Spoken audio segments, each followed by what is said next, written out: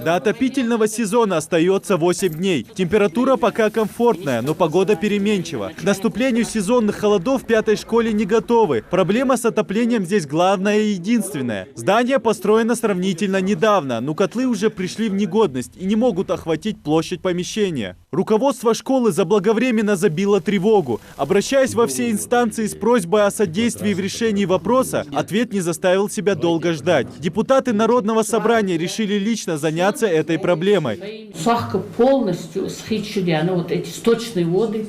Мы трубить начали давно вот это. Почему вот эти теплотрассы в нескольких местах, мы начали, потом они когда проверили, они сказали, трубы, прям вот такие дырки в этих трубах. По словам директора, бюджет школы рассчитан только на оплату труда персонала, налоги и коммунальные платежи. Небольшой ремонт еще как-то бы одолели, но вот приобретение котла задача непосильная. Прошлым летом у нас полностью вся штукатурка, все это осыпалось в этом подвале. Я не знаю, как мы своими силами, вот все работники, мужчины, они цемент, растворы готовили, женщины штукатурили.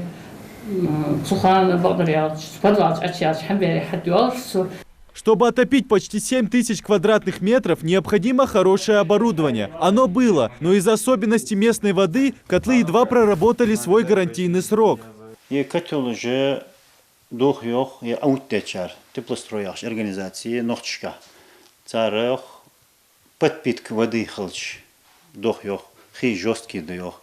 Цена фильтры желательно есть цар и даётся сам халит есть цехеры и котел уже двух дач. То есть выезжать это хатыш цар энер федер пришера яхшера бог бабали цаюч порядка то дол бог баб цар хус дизж ярцар. Так теплотрасс превышал че подпитк цехлч ялц теплотрасса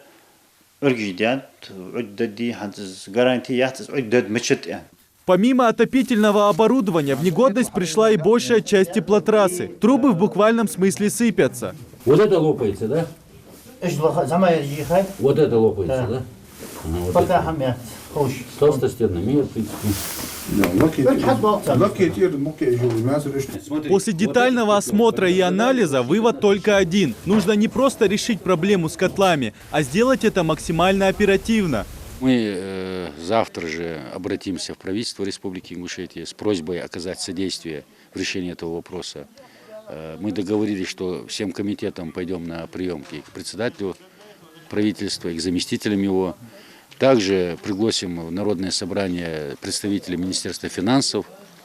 С ними будем разговаривать.